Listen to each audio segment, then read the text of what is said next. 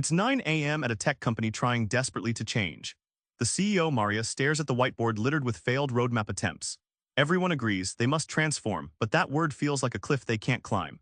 How do you switch your entire company's way of working when what you've done for years feels like an immovable force? Today, we crack open Transformed by Marty Cagan and Hickman, the ultimate playbook for turning chaos into world-class product innovation.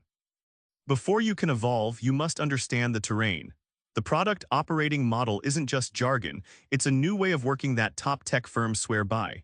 But what makes it tick exactly? Netflix shattered the traditional corporate setup by reorganizing into small, cross-functional product teams.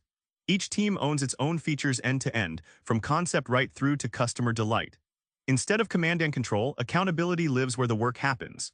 This shift unleashed speed and creativity in ways their old model never could. Imagine a jazz band.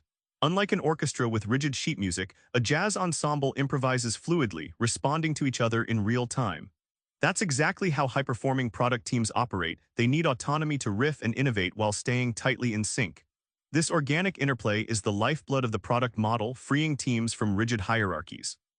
The payoff of this model isn't just incremental fixes, it's the ability to achieve breakthroughs, completely new features that delight customers and outpace competitors. Companies that transform don't just survive tech disruption, they own it. This isn't managing change, it's creating the change. Knowing the ideal is one thing. Getting there, that's the mountain no exec wants to underestimate. Most companies get stuck. So what's the real story behind those successful pivots? Adobe's journey wasn't overnight. Faced with legacy silos and entrenched processes, their leadership embarked on a multi-year mission to realign teams around products, not projects. This wasn't about retooling a few squads. It was a cultural overhaul that required relentless patience and strategic wins to break inertia. Think of transformation like turning an old manufacturing plant into a startup incubator. You strip down outdated machinery but keep the bones, the infrastructure that still works. You then bring in new tools, new workflows, and a fresh mindset.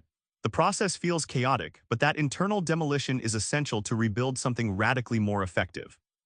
Once the new model takes hold, something remarkable happens. Energy surges and friction fades. Teams start moving faster, collaboration improves, and innovation blossoms where resistance once blocked progress. The payoff? Companies like Adobe not only survive digital disruption, they thrive in it. Done right, transformation breathes new life into the entire business.